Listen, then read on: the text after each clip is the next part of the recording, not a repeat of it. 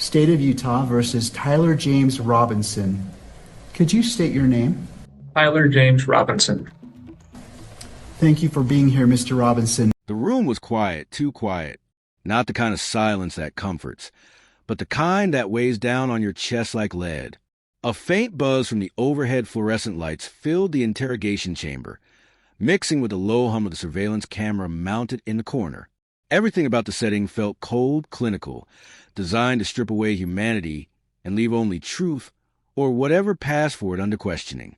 At the center of this stage sat Tyler James Robinson, just 22 years old, but in that moment, he looked much older. The orange prison jumpsuit clung loosely to his frame. His wrists, bound tightly by steel cuffs, rested flat against a gray table. His posture was slouched, his eyes locked on the scratched metal surface, refusing to meet the gaze of the two detectives across from him. He looked small, diminished, yet what came out of his mouth next would reverberate far beyond those four walls. The detectives had interviewed hundreds of suspects before, but they were unprepared for what they were about to hear. They didn't know it yet, but within seconds, the course of this case, and maybe even the country, was about to shift. "Why did you do it, Tyler?" one detective asked. His voice was calm but firm, the kind of tone used not to invite dialogue, but to demand explanation. Robinson didn't blink. He didn't hesitate. He didn't even pause to gather his thoughts. Instead, he leaned slightly forward, his face eerily steady, his voice level and controlled. "They hired me." 3 words. Just 3 words. But they landed like an earthquake. The air in the room froze. Both detectives exchanged a quick glance, unsure if they'd misheard him. The words weren't panicked. They weren't desperate. They weren't the kind of rambling excuse of a man caught red-handed. No, these words carried weight. They sounded measured, deliberate, like confession, but one aimed not at absolution, but at revelation. Later, when those words leaked, the phrase would mutate in the public eye. It would no longer be remembered as "they hired me." It would be clipped, shared, hashtagged, and weaponized online as "they used me." A phrase simple enough to go viral, but chilling enough to take on a life of its own. Suddenly, what could have been dismissed as yet another tragic act of lone wolf violence transformed into something darker. If Robinson was telling the truth, then he wasn't just an assassin. He was a pawn, which meant someone else, hidden and powerful, had orchestrated every step leading up to that fateful day. And if he was lying, then he had detonated the perfect smokescreen, a claim so wild, so explosive, that it could derail the investigation before it even reached trial.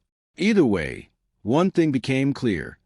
Tyler Robinson's story would not end in that interrogation room, because those 3 words, "they hired me," weren't just a defense. They were a declaration, a spark, and as soon as the world heard them, the firestorm began. It started as a whisper, a murmur on obscure forums, tucked away in corners of the internet, where conspiracy theories usually live and die without consequence. But this one was different. This one had teeth. Someone claimed they had access to a portion of Tyler Robinson's interrogation video. At first, no one believed it. Hundreds of fake leaks surfaced during high-profile cases, and they almost always turn out to be hoaxes. But within days, clips began surfacing on Telegram channels, encrypted chat groups, and even scattered across Twitter before moderators scrambled to take them down. The footage was grainy, as though recorded through layers of encryption, but the audio was clear enough to stop anyone in their tracks. Tyler's voice cut through the static. His tone was calm, eerily calm. And then came the phrase that would ignite the storm. "They used me." The internet erupted. Those 3 words exploded across hashtags, memes, and commentary videos. For some, it was proof that Tyler wasn't acting alone, that shadowy figures had orchestrated the assassination. For others, it was a performance, an unstable young man shifting blame onto invisible puppeteers. But the power of the clip wasn't in its truth or falsehood. It was in its timing. At the very moment the country was grieving, debating, and dividing, this leak dropped like a match onto dry grass. And once the fire caught, it couldn't be contained. Mainstream networks avoided playing the clip directly, citing unverified sources, but that didn't stop millions from seeing it anyway. On YouTube, creators dissected every frame, pointing out Tyler's body language, the flicker of his eyes, the subtle smirk that some claim betrayed confidence. TikTok edits dramatize a clip with ominous music, amplifying the sense of conspiracy. Twitter threads spun elaborate webs, connecting Robinson's words to decades-old government scandals. But behind the frenzy, there was something more disturbing happening. The leak wasn't just fueling speculation. It was actively shifting the narrative of the entire case. Until then, Tyler had been portrayed as a lone wolf, a troubled young man who carried out a horrific act. But now the idea of him being a pawn, a manipulated weapon, was on the table. That terrified investigators. Because once doubt creeps in, it spreads like wildfire. Witnesses hesitate. Juries grow uncertain. And public opinion? Public opinion becomes almost impossible to control. What made things worse was the silence. The FBI never confirmed nor denied the authenticity of the leak. Official statements were vague, dismissive even, calling the footage unauthorized and unreliable. But the absence of clear answers only added fuel to the fire. After all, why deny something so directly if it wasn't true? And then came the second blow. Multiple insiders, some allegedly tied to law enforcement, hinted that the clip was indeed genuine but heavily edited. That revelation cracked the story wide open. If it was edited, who leaked it? And why release just that part? By now, the question wasn't just about what Tyler said in that room. It was about who wanted the world to hear it, and what they wanted us to believe. The phrase, "they used me," was no longer just 3 words from an interrogation. It had become a rallying cry, a weaponized slogan, and the foundation of a growing belief that Tyler Robinson's case wasn't as simple as it seemed. And with that belief came a terrifying possibility. What if this leak was an accident at all? What if it was the beginning of something much larger? For weeks, investigators insisted the case against Tyler Robinson was airtight. They claimed the physical evidence pointed directly at him, that nothing could shake the certainty of his guilt. But as the days turned into weeks, cracks began to appear. Cracks that didn't just suggest sloppy work. They suggested deliberate interference. It began with whispers from inside the FBI's evidence division. Anonymous sources claimed that crucial files related to the case were missing, vanished without explanation. At first, no one wanted to believe it. How could evidence in a case this high profile simply disappear? But then journalists began pressing officials, and the responses were evasive. One reporter asked directly, "Where's the original surveillance footage from the night of the assassination?" The FBI spokesperson shifted in his seat, muttered something about chain of custody issues, and quickly moved to the next question. That moment became a viral clip in itself, because suddenly it wasn't just conspiracy theorists talking. The mainstream was noticing too. And it wasn't just footage that went missing. Ballistics reports, gone. Phone records, scrubbed. Even the logs of Tyler's online activity in the weeks leading up to the attack were reported as compromised.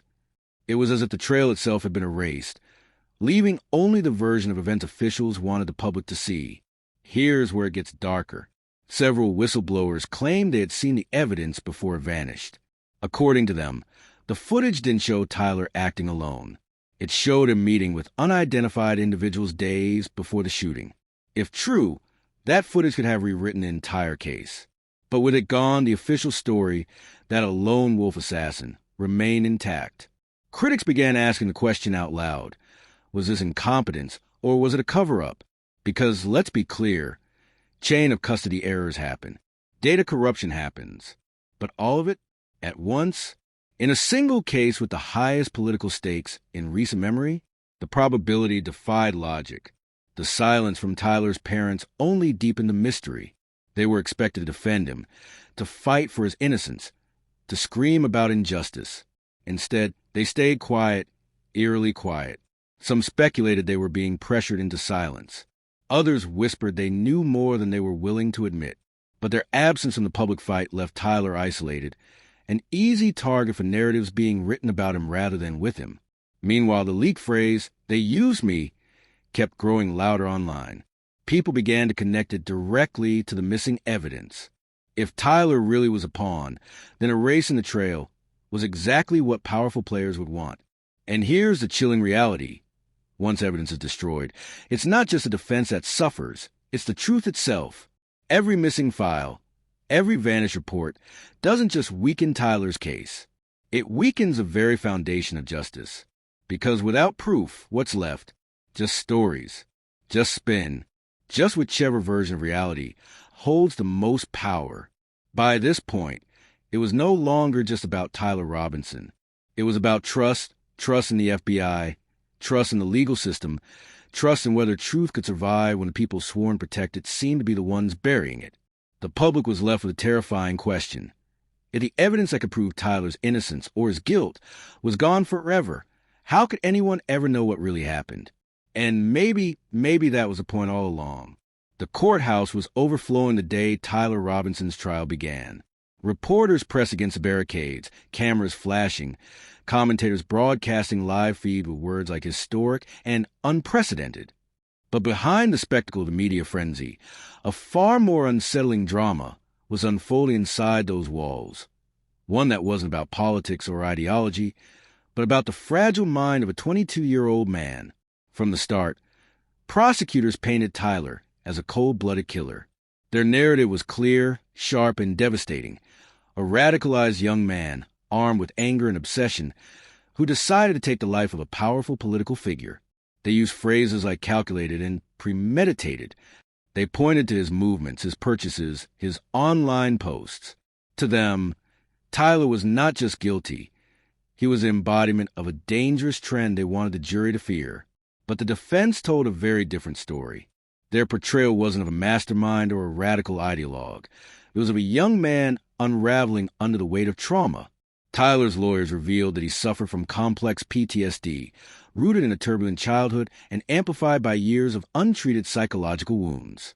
He wasn't a calculated assassin, they argued. He was a deeply vulnerable man, struggling with delusional guilt, the kind of twisted self-perception where someone feels deserving of punishment even when innocent. Courtroom transcripts paint a chilling picture. Tyler often sat hunched over, hands clasped tightly, his face expressionless. When asked to speak, his answers were short, almost rehearsed. But there were moments, fleeting, haunting moments, when his mask slipped. During cross-examination, when pressed about his motivations, he muttered words that chilled the room. It didn't matter what I wanted. They already decided. Those words echoed against the walls like a ghost. Were they the ramblings of a fractured mind?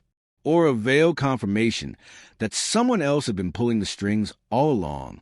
The prosecution dismissed it as paranoia, the kind of fantasy concocted by a guilty man looking for a way out.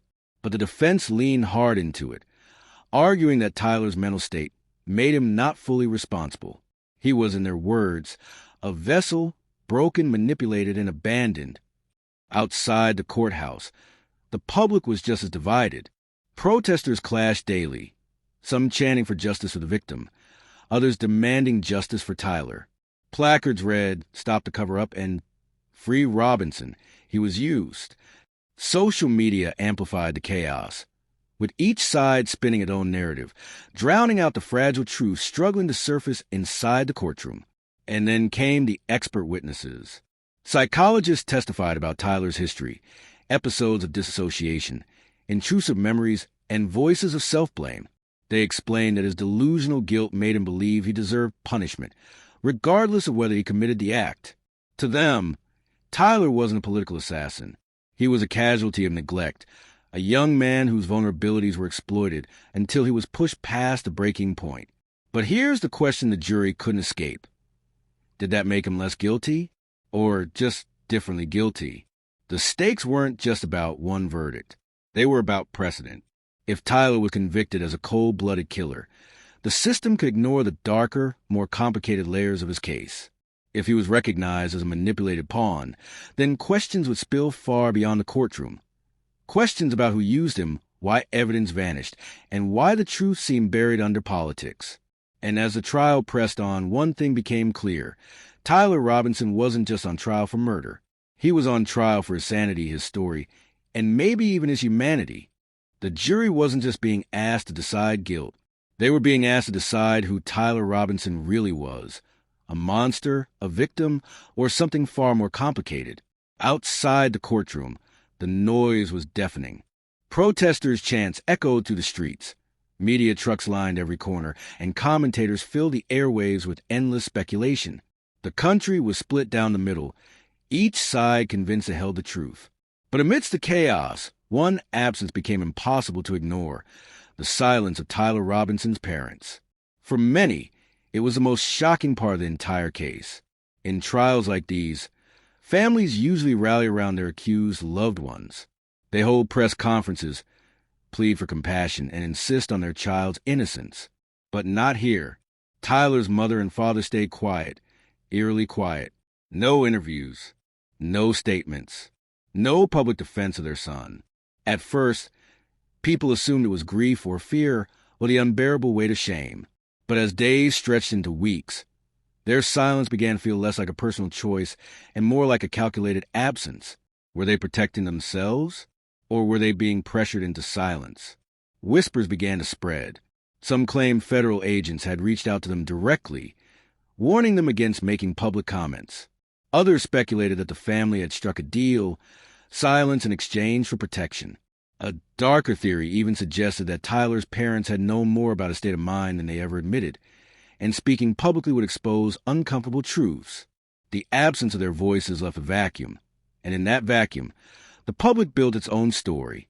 On one side, supporters of Tyler argued that the Robinson silence was proof of coercion. If the system can erase evidence, they said, why wouldn't it muzzle the parents too? Online, hashtags like #FreeTyler and #ParentSilence trended for weeks, demanding answers. For them, the Robinsons weren't absent. They were hostages in their own grief, forced into compliance by forces much larger than themselves.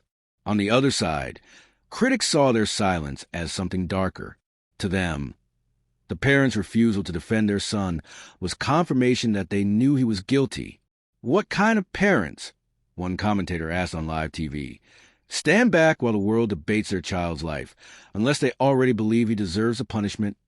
The split grew sharper, more emotional, more unrelenting. And through it all, the Robinsons remained silent. No statements, no interviews, not even a letter. But silence in cases like this doesn't erase questions. It amplifies them. Every day they stayed quiet. The public filled in the blanks with more speculation, more theories, more outrage. And in doing so, Tyler's parents became symbols. Not of support, not of opposition, but of the unanswerable questions surrounding this case. Behind closed doors, Courtroom insiders reported something even stranger. Tyler himself never once mentioned his parents during the trial. He didn't ask about them. He didn't request their presence. He didn't even flinch when prosecutors pointed out their absence to the jury. It was as if a wall had been built between him and the two people who had brought him into the world, and neither side dared to climb it. That silence became one of the most haunting parts of the story, because whether it was born out of fear, guilt, or control, it left Tyler utterly alone. No family, no public defenders outside of his legal team. Just a young man at the center of the nation's storm, cut off from the only voices that might have grounded him in humanity. And so the world kept asking, why? Why stay silent when your son's life was hanging in the balance? Was it cowardice, coercion, or complicity? The truth may never surface. But one thing became undeniable. Sometimes silence is louder than screams. And in Tyler Robinson's case, the silence of his parents became one of the most deafening sounds of all.